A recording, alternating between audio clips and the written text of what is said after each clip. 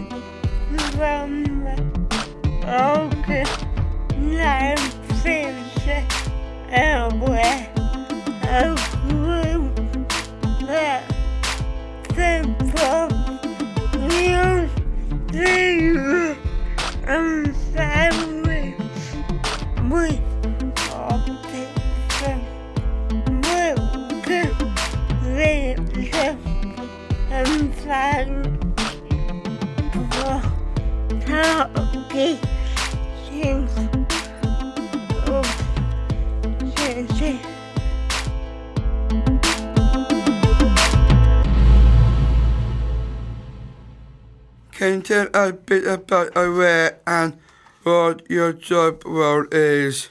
Well, Aware stands for Airedale and Wharfedale Autism Resource, and we are a local charity, parent-to-parent support for families who've got children on the spectrum with or without a diagnosis. They don't need one to join. My job role is I'm the project manager, so I help run the charity, and I also, most of my role is running the children's side of it, and one of my colleagues, Margaret, runs the adults. Did me informal diagnosis of autism? They don't need a formal diagnosis. Some people never get a diagnosis, but they feel that they tick the boxes and they've got traits.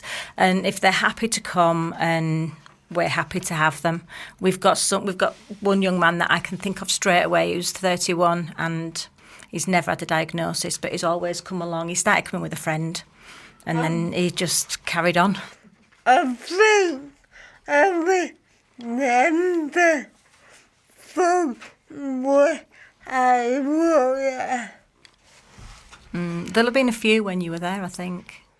What kinds of activities did Aware offer to help young people with autism? We do lots of different things. We've got a weekly youth club for our 7 to 16s, and then we do a monthly junior club, which is our Saturday club, and that is for anybody up to 12, so that's more sensory and it's a bit quieter. And we have the younger toys out rather than the other stuff that we have for the older ones. We do a cook club once a month, which is for 10 to 18s. We do a trip club for 12 to 18s. Last Saturday, they went to Queensbury to do laser tag. And next month, they're going to go to the pantomime in Bradford. They go all over. If it's during the day on a Saturday, it usually involves food. Then we do Moving On Club, which is for after trip clubs. That's for 18 to 25s. And next week we're going for our Christmas meal to Toby in Keighley. So that's our young people's offer. How does Aware work to raise autism awareness in the local community? We've got lots of links with different places. We are friendly with all the other local charities. We go to all the community meetings and things like that, so that the other community groups and charities know about us, so they can, point people in our direction if they think they're going to need us. We go to council meetings to do with special educational needs and disabilities. So SEND, we have links with the NHS, and they refer people to us as well. And we We go to Keighley Library once a month, and we do all sorts of things like that just to get our name out there. What advice would you give to people with learning disabilities who want to support autistic friends or family members? I'd say be patient, give them time. When you talk to them, wait for a response, because the processing can be a little bit slower than other people, so it could take them a while to decide what you've said, to be able to answer you. Offer quiet places, and just be really careful and precise in what you say, so that they don't get confused about what you're saying, because a lot of autistic people take things very literally. So if you start going round the houses about something, then they might lose what you're talking about and they might not understand you properly. What you aware to the autistic people in the substitution from through to what comes next? When the colleges and the special needs schools put transition events on for children and young people and their parents, we try and go to as many of those as possible. So we always have a stall so we can talk to people as they come round. And even if we can't help, we will signpost people. We share lots of things on courses, different colleges, different daycare services, all that sort of thing. Or if they just wanted like extracurricular things for for the spare time, we'd signpost them to like SAS in Bradford, which is Specialist Autism Services, or Bradford AIM or Leeds AIM.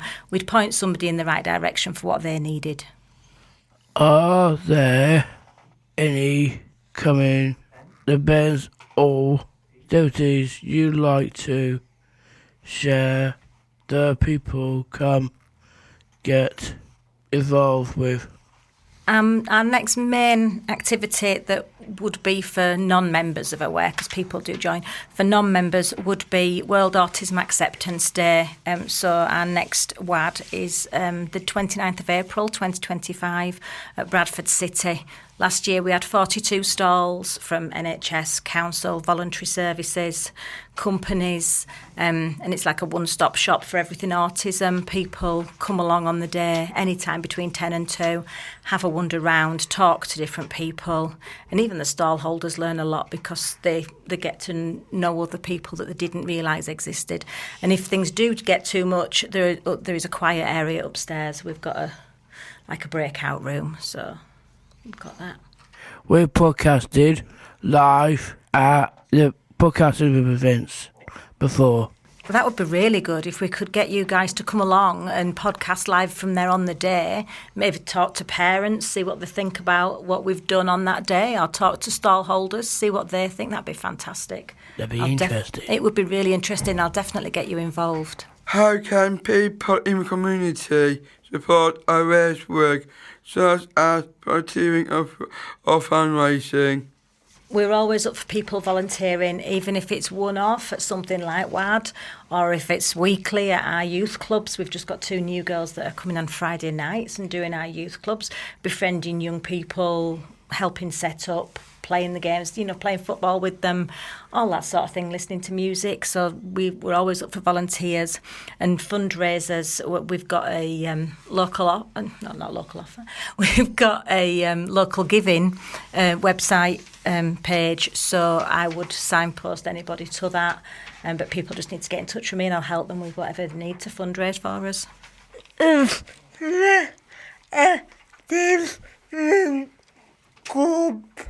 I could job. You could come along, definitely. You could come and volunteer. Yeah, you've been before, haven't you?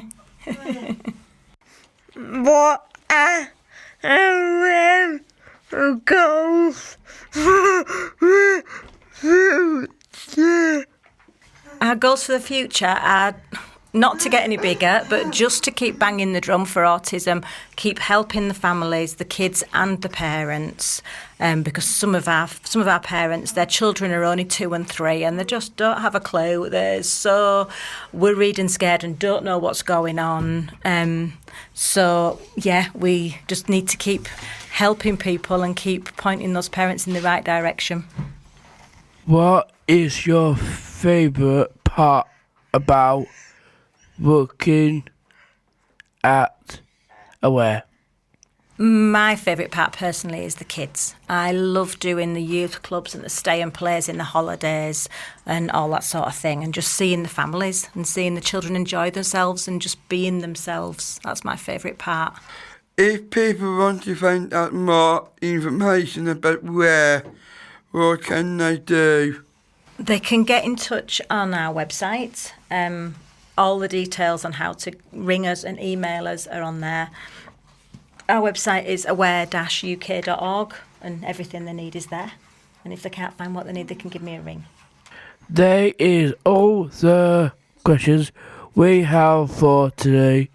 We like to say a big thank you to Rachael for coming on the show today and sharing great information about Aware with us. Feel free to get in touch with Aware if you need any support. Rachael, do you have anything else you will like to say before we end the show? Nothing else to add, really. Just a massive thank you for inviting me along. It's been really good. I've enjoyed it. Thank you. Remember to comment, like and share on Facebook, Instagram and X. You can find us by searching for the People First podcast. Thanks for listening and we'll see you next time.